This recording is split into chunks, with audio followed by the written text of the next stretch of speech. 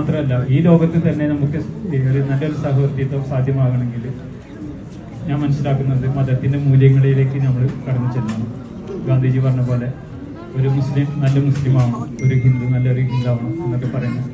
അത് മനസ്സിലാക്കുന്നത് നമ്മുടെ ഗ്രന്ഥങ്ങൾ, നമ്മുടെ വേദങ്ങൾക്ക് നമുക്ക് നൽകുന്ന പവിത്രമായിട്ടുള്ള മൂല്യങ്ങൾ അത് നമ്മുടെ ജീവിതത്തിൽ എത്രത്തോളം മുറുകെ പിടിക്കുന്നു അത്രത്തോളം നമ്മൾ മാനവികമായിട്ട് നമ്മുടെ സൗഹൃദപരമായിട്ടുള്ള നമ്മുടെ ജീവിതത്തിൽ ഇപ്പോൾ സദേട്ടന് നമ്മൾ വളരെ കാലത്ത് പരിചയമുണ്ട്.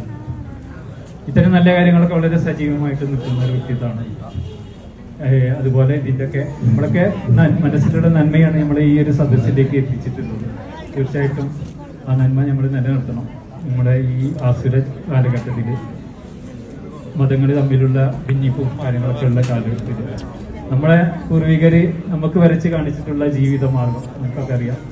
അവരൊക്കെ വളരെ നല്ല രീതിയിൽ അവരുടെ ആരാധന കർമ്മങ്ങളിൽ അവർ വിട്ടുനിന്നു. എന്നാൽ സാമൂഹ്യമായ ഇടങ്ങളിൽ അവർ തോളോട് തോളിട്ടാണ് അവർ ജീവിച്ചത്. അത് തീർച്ചയായിട്ടും നമ്മുടെ തലമുറയ്ക്ക് പകർന്നു കൊടുക്കേണ്ട മഹത്തായ മൂല്യങ്ങളാണ്.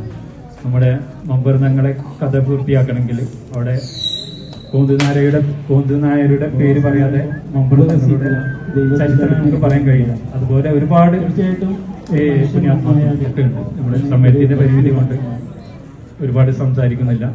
എനിക്കും പറയാനുള്ള സന്ദേശം എന്താണെന്ന് വെച്ചാൽ തീർച്ചയായിട്ടും നമ്മളൊരു ദൈവികമായിട്ടുള്ള കാര്യങ്ങൾ മനസ്സിലാക്കുന്നത് നമ്മുടെ ജീവിതത്തിൽ അത് പ്രതിഫലിക്കണം. നമ്മൾ വരച്ച് കാണിക്കുക വേണ്ടത്, നമ്മൾ പറഞ്ഞു കൊടുക്കല്ല. നമ്മൾ എങ്ങനെ നമ്മൾ ജീവിക്കണം എന്നുള്ളത് അത് നമ്മുടെ ജീവിതത്തിലൂടെ നമ്മൾ കാണിച്ചിക്കണം എന്ന് മാത്രം പറഞ്ഞുകൊണ്ട് നിർത്തുന്നു. നന്ദി, നമസ്കാരം. സിദ്ദിഖ് ഭായ് വളരെ വിശദമായി തന്നെ നമുക്ക് അറിയും അതിൻ്റെ